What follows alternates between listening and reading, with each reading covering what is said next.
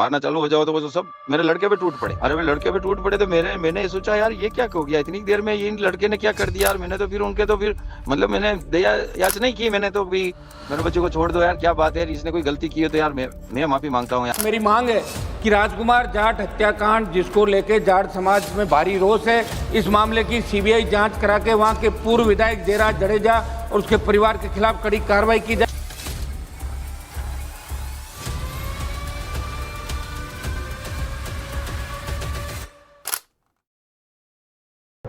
नमस्ते दोस्तों, स्वागत है आपका हमारे चैनल पर। आज हम लेकर आए हैं एक ऐसी कहानी जो आपके रोंगटे खड़े कर देगी। राजकुमार जाट केस, एक युवक की रहस्यमयी मौत जिसने राजस्थान से गुजरात तक हड़कंप मचा दिया। हादसा, हत्या या फिर साजिश, क्या है इस केस की पूरी सच्चाई और क्यों एक पूरा समुदाय सड़कों पर उतर आया? इस दिल दहला देने वाली कहानी को जानने के लिए वीडियो को लास्ट तक जरूर देखें और अगर आपको यह पसंद आए तो लाइक, शेयर और सब्सक्राइब जरूर करें। तो चलिए शुरू करते हैं आपके होस्ट मोहित अत्रीस के साथ। कभी कभी जीवन की कहानियां किताबों से ज्यादा दर्दनाक होती हैं। यह कहानी है राजकुमार जाट की, एक ऐसा युवक जो राजस्थान के भिलवाड़ा जिले के छोटे से गांव जबरिया में पैदा हुआ था। साल था 2001 जब राजकुमार ने इस दुनिया में पहला सांस लिया। उसके पिता रतनलाल जाट एक साधारण किसान थे, लेकिन बेहतर जिंदगी की तलाश में वे 1995 में गुजरात के राजकोट जिले के गोंडल शहर चले आए। यहाँ रतनलाल ने पाव भाजी का ठेला लगाया और 30 साल तक मेहनत से परिवार चलाया। राजकुमार परिवार का एक लौता बेटा था, 2 बहनों का भाई और सबकी उम्मीदों का सितारा था वो। राजकुमार बचपन से ही पढ़ाई में तेज था।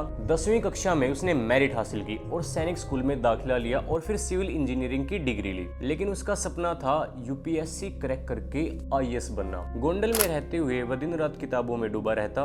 2 मार्च 2025 को रतनलाल ने बेटे की मेहनत की खुशी में उसे एक नई बाइक गिफ्ट कर दी। शाम को पिता बेटा बाइक पर घर लौट रहे थे। रास्ते में गोंडल की बीजेपी विधायक गीताबा जडेजा के घर के पास कुछ लोगों ने उन्हें रोका। ये लोग पूर्व विधायक जयराज सिंह जडेजा के बेटे गणेश जडेजा के साथ जुड़े थे। छोटी सी बात पर उनका झगड़ा हो गया। राजकुमार ने विरोध किया तो 15-20 लोगों ने राजकुमार को बुरी तरह पीटा। रतनलाल ने किसी तरह अपने बेटे को बचाया और घर वापस ले गया। लेकिन कहानी यहाँ खत्म नहीं हुई। उसी रात 2-3 मार्च 2025 की आधी रात को राजकुमार घर से निकला और लापता हो गया। सीसीटीवी फुटेज में दिखा कि वह रात करीब 2 बजे घर से निकला, लेकिन कभी वापस नहीं लौटा। अगली सुबह 3 मार्च 2025 को रतनलाल ने राजकुमार का रूम चेक किया, वह गायब था। घबराए पिता ने तुरंत पुलिस में मिसिंग रिपोर्ट दर्ज कराई। पुलिस ने शुरुआत में इस मामले को सीरियस नहीं लिया, लेकिन अगले दिन 4 मार्च 2025 को बड़ा ट्विस्ट आता है। राजकोट अहमदाबाद हाईवे पर तरघड़िया ओवरब्रिज के पास एक घायल व्यक्ति मिलता है। उसे अस्पताल ले जाया गया,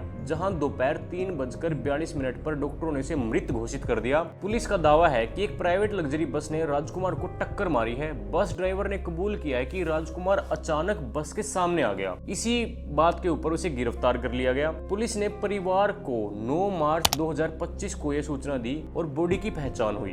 पोस्टमार्टम रिपोर्ट ने सबको चौंका दिया। 13 मार्च 2025 को जारी हुई फोरेंसिक रिपोर्ट में खुलासा हुआ कि राजकुमार के शरीर पर 42 से 48 चोटें थी, जिसमें 7 इंच गहरा घाव, सिर पर गंभीर चोट और प्राइवेट पार्ट्स में ट्रॉमा शामिल था। डॉक्टर बोले कि 30 साल की प्रैक्टिस में ऐसी चोटें हमने पहली बार देखी हैं। यह बस की टक्कर से नहीं हो सकती। परिवार ने आरोप लगाया कि राजकुमार को गन पॉइंट पर उठाया गया है, फिर उसके बाद उसे पीटा गया है और फिर उसके बाद ये सब हरकतें करके बॉडी सड़क पर फेंकी गई है। रतनलाल का एक ऑडियो वायरल हुआ जिसमें वे यही कहते हैं कि पुलिस को एफआईआर दर्ज करने में 16 दिन लगे और रतनलाल और बहन पूजा जाट ने वीडियो जारी किए कि गणेश जडेजा ने उसे मारा है। वो सुन ही नहीं रहे, कुछ कर ही नहीं रहे, मान ही नहीं रहे, वो सीसीटीवी फुटेज भी नहीं दिखा रहे। एक चीज और, जो उन्होंने सीसीटीवी फुटेज की बात हुई थी उसमें वो जो पीआई गोसाई थे वो घर पे आए थे, तब मैंने उनको बोला था कि आपने कोई फुटेज देखा उनके बंगलो के ग्राउंड फ्लोर का, तो उन्होंने मुझे बताया कि हाँ हमने फुटेज देखा है।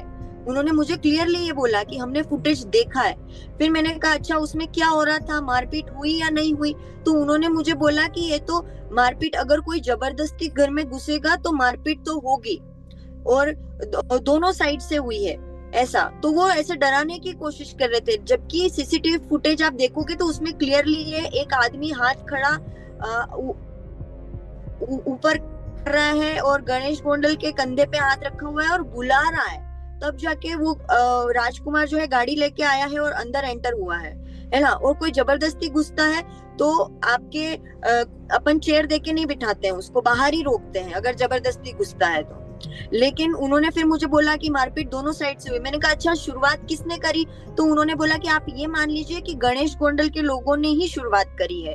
ये चीज भी उन्होंने मुझे क्लियरली बोली है। 12 मार्च 2025 को गुजरात हाई कोर्ट में पिटीशन दाखिल हुआ, सीबीआई जांच की मांग हुई। 28 मार्च 2025 को सुनवाई हुई, लेकिन सिर्फ डेट्स मिलती रही। 1 अप्रैल 2025 को जाट कम्युनिटी ने जयपुर में श्रद्धांजलि सभा की और दोबारा सीबीआई डिमांड की मांग की। पुलिस ने कहा यह एक एक्सीडेंट है। 150 प्लस सीसीटीवी चेक किए। राजकुमार घर से निकलते हैं, रामधाम आश्रम जाते हैं, हाईवे पर चलते दिखे। ट्रक ड्राइवर ने 2:33 पर बॉडी देखी। बस ड्राइवर गिरफ्तार, फोरेंसिक जांच जारी। कोई मर्डर प्रूफ नहीं, लेकिन परिवार पूछता है कि 42 चोटें कैसे लगी, क्यों एफआईआर में देरी हुई। 10 मार्च 2025 को राजस्थान एमपी हनुमान बेनीवाल ने सीबीआई जांच मांगी। 27 मार्च को संसद में उठाया। मंत्री कन्हैयालाल चौधरी ने पीएम मोदी और एचएम अमित शाह को लेटर लिखे। आरएलपी के गोविंद सिंह दोतासरा ने कहा निष्पक्ष जांच क्यों नहीं हुई, लेकिन कोई एक्शन नहीं। दोस्तों यह स्टोरी है जो ये गरीब वर्सेस पावरफुल की है। 42 घाव, चीख रहे हैं कि ये मर्डर है, एक्सीडेंट, ये सब आप लोगों को भी पता है। परिवार लड़ रहा है, लेकिन सिस्टम आखिरकार क्यों चुप है?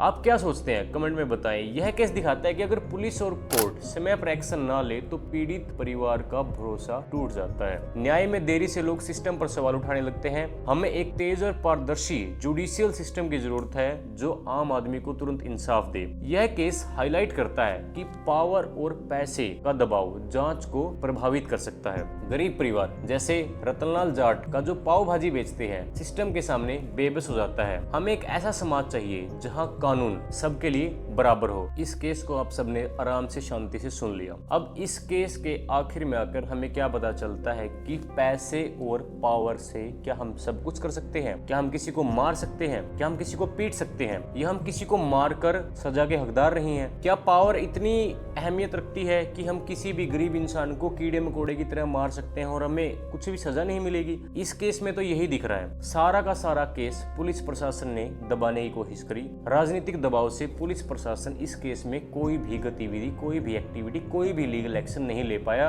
और यह केस कब तक दबाव में रहा? जब तक कि केस सुर्खियों में रहा, न्यूज चलती रही, तब तक इस केस पे थोड़ी बहुत कार्रवाई होती रही। जैसे ही हम लोगों के सामने से ये न्यूज हटी, ये कार्रवाई भी पूरी तरीके से हट गई। मतलब इस केस में आकर इस गरीब इंसान को, इस गरीब राजकुमार जाट और उसके पिता रतनलाल जाट को क्या इंसाफ मिला?